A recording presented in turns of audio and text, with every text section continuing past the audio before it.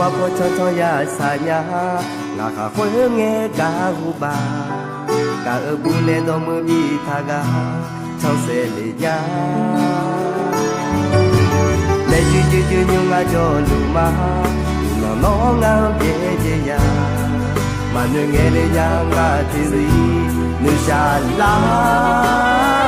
nhà cả lu ma nhú cứ coi nó nè đó mưa bi tha lối anh nhỉ đi hồ nè đó nghe cho ta ga nơi mồ na nơi nhà mà đi mà cả lối nhà nơi mà nơi mình lá cho nó nhau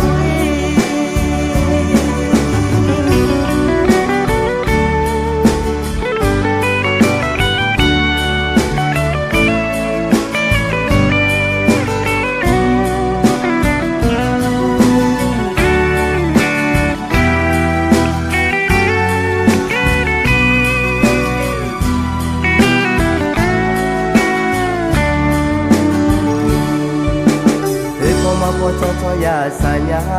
ngà khá khối nghe cả hu ba cả ở bu nè đó mưa bi tha ga